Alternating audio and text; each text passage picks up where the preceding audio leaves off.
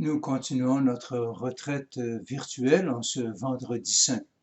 Il n'y aura aujourd'hui qu'une seule vidéo.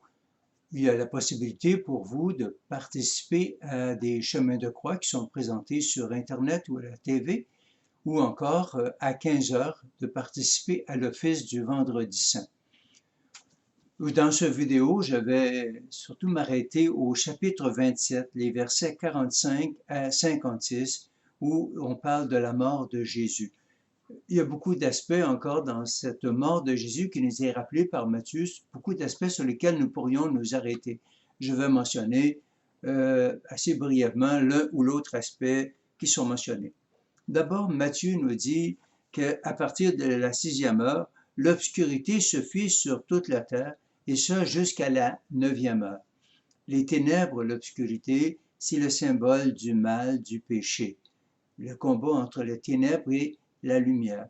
Il y a des ténèbres sur toute la terre, nous dit Matthieu. Le mal, le péché est universel. Et on en a un exemple dans l'Évangile quand Jésus dit que celui qui est sans péché lui lance la première pierre. Personne ne lance une pierre.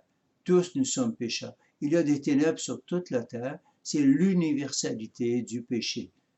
Il y a une grande erreur, on nous rappellera Saint Jean, c'est de dire qu'il n'y a pas de péché. Nous faisons de Dieu un menteur à ce moment-là. Et là, ça nous fait penser aussi à la 9e heure, les ténèbres. Ça nous fait penser à la 9e plaie en Égypte. Lorsque, à la 9e plaie, il est dit qu'il y a eu des ténèbres dans tout le pays d'Égypte. Et qu'est-ce qui va suivre à la 10e plaie? C'est la mort des premiers-nés en Égypte. Ici, Matthieu mentionne que ce n'est plus seulement les ténèbres sur un pays, mais sur toute la terre. Et ce n'est pas la mort des premiers-nés, mais c'est la mort du premier-né de toute créature, c'est la mort du Seigneur de gloire. Le texte aussi de Matthieu, par deux fois, Matthieu va nous rappeler au verset 46 et au verset 50 que Jésus va pousser un grand cri. Jésus va pousser un grand cri. Et ceci est très présent dans les psaumes. On retrouve cela ailleurs dans les psaumes. Hein, beaucoup, cette référence au cri. Je donne quelques exemples tirés d'un psaume ou l'autre. Ainsi, le psaume 3, verset 5, « À pleine voix, je crie vers le Seigneur, il me répond de sa montagne sainte. Quand je crie, réponds-moi, Dieu, ma justice. Dans leur angoisse, ils ont crié vers le Seigneur, et lui les a tirés de la détresse. » C'est un extrait du psaume 106, et cette expression, dans leur angoisse, ils ont crié vers le Seigneur, l'expression revient 4 fois. Je donne enfin une dernière citation, une citation bien connue, le psaume 129, « Des profondeurs, je crie vers toi, Seigneur. » Donc Jésus est empreint de la prière des psaumes. Et quand Matthieu nous parle de Jésus qui crie par deux fois, eh bien, c'est qu'en fin de compte, Jésus prie aussi à la manière des psaumes.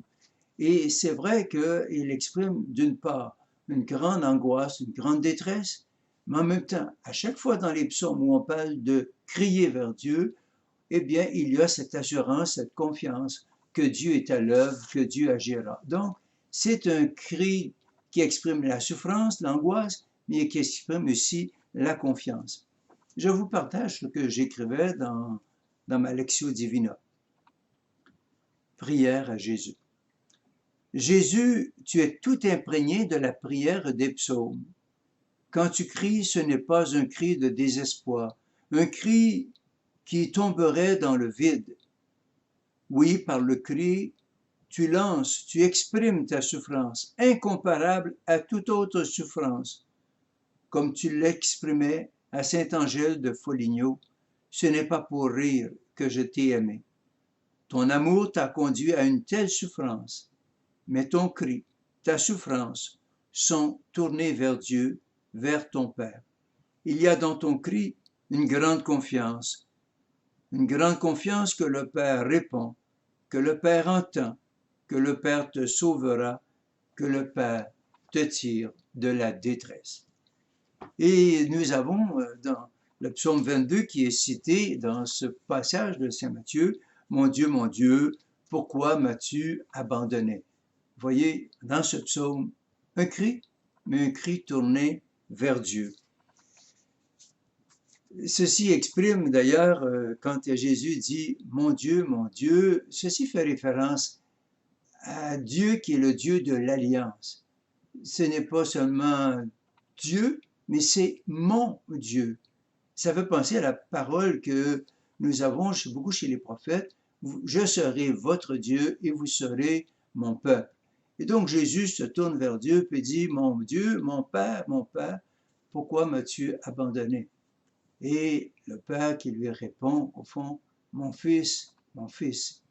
Et c'est un psaume qui exprime une grande confiance, puisqu'à la fin de ce psaume, il est dit « Je te glorifierai, je te louerai dans la grande assemblée ». Mais pourquoi Jésus dit-il « Pourquoi m'as-tu abandonné » Et je me suis arrêté là-dessus. Comment Jésus peut-il vivre le sentiment d'abandon? Pour cela, je fais une comparaison. Prenons un couple ou deux personnes qui s'aiment beaucoup et qu'entre ces personnes, dans ce couple, il arrive une blessure, un geste, une parole qui blesse et, au fond, le péché. Et qu'est-ce qui va faire souffrir les gens? Oui, il y a le geste, il y a la parole, mais qu'est-ce qui va faire souffrir ce couple? Qu'est-ce qui va faire souffrir ces deux personnes? C'est l'écart, la distance qui s'établit à cause du péché, à cause de la parole, à cause du geste posé. C'est la distance qui fait donc souffrir. Et l'Écriture nous dit que Jésus est l'agneau de Dieu qui a porté sur lui nos péchés. Jésus dira même, Saint Paul, Dieu l'a fait pécher. Et au fond, quand Jésus dit « Mon Dieu, pourquoi m'as-tu abandonné ?» c'est que lui, portant nos péchés, lui s'étant fait pécher, à ce moment-là, qu'est-ce qu'il ressent? La distance infinie qu'il y a entre le mal, entre le péché et Dieu et le Père. Il ressent dans tout son être cette distance infinie qu'il peut y avoir entre le péché et Dieu, notre Père. Le texte de l'Écriture nous parle aussi qu'il y a les morts qui ressuscitent, qui vont sortir des tombeaux.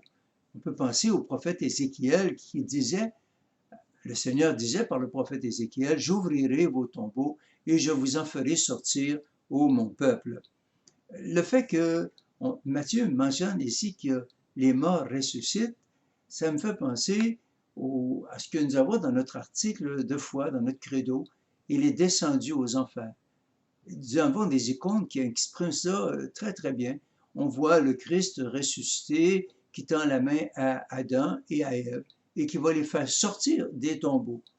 Au fond, quand Matthieu utilise ce langage, il nous dit ainsi qu'il y a des morts qui ressuscitent, eh bien c'est tout à fait juste. C'est Jésus qui descend aux enfers et que tout être humain avant lui vont connaître la vie, la résurrection. Mais le texte, c'est un peu étonnant, il dit qu'ils ne sortent pas des tombeaux tout de suite. Ils vont sortir après la résurrection. Et encore là, nous avons quelque chose de Saint Paul qui éclaire ce passage. C'est dans le Christ, tous ressusciteront. Jésus est le premier ressuscité d'entre les morts. Et ainsi, ils ne sont pas manifestés au monde comme étant ressuscités avant la résurrection du Christ, puisque c'est dans le Christ ressuscité que tous nous ressusciterons. Il y a aussi le centurion qui, avec les hommes qui gardaient Jésus, vont exprimer cette foi, vraiment cet homme était fils de Dieu. Et déjà, nous avons un avant-goût de ce qui sera dit à la finale de l'Évangile de toutes les nations faites des disciples. Le centurion et les gardes qui expriment cette foi, eh bien, c'est déjà l'ouverture aux nations païennes. Nous avons à annoncer Jésus à toutes les nations. Nous avons enfin, je voudrais mentionner en terminant un autre passage de ce que j'ai écrit dans ma lectio. On nous parle à la fin des femmes qui sont là et qui regardent. Je vous partage ce que j'ai pu écrire à ce sujet. Dans ce récit de la passion et de la mort de Jésus que nous rapporte Matthieu, je ressens qu'il y a quelque chose de tellement pénible il y a une souffrance indescriptible. D'une part, il y a Jésus, celui qui a passé en faisant le bien, celui qui est l'Emmanuel, celui qui nous a révélé le Père, celui qui pardonne. Il est le Dieu avec nous, celui qui n'est qu'amour et miséricorde. Et d'autre part, il y a nous, avec notre aveuglement, notre ingratitude. Dans sa passion, dans sa mort, on voit Jésus, abandonné par les apôtres, renié par Pierre, trahi par Judas. On voit Jésus devant Pilate, qui s'en lave les mains, devant les grands prêtres, les scribes et les anciens, qui sont prêts à tout pour le condamner.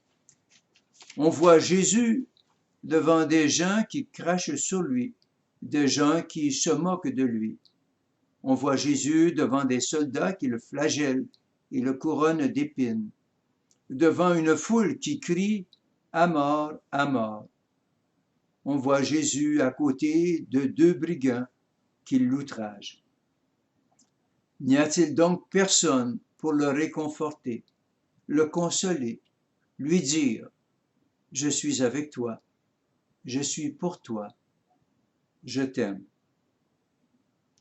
À la fin, il y a comme une brise légère dans cet océan d'indifférence, de peur, de haine. Il y a un souffle de douceur par la présence de ces femmes qui regardent à distance, impuissantes devant une telle violence. Matthieu souligne qu'elles suivaient Jésus depuis la Galilée. Cela manifeste leur fidélité au Maître, à leur bien-aimé Seigneur. Elles nous apprennent, alors que Jésus rencontre toujours indifférence et mépris, elles nous apprennent la fidélité, la persévérance, alors même que nous pouvons nous sentir impuissants. Elles nous apprennent à compter sur la grâce, elles nous apprennent la douce patience, parce que la vie l'emportera. Elles nous apprennent qu'il y a le jour de Pâques.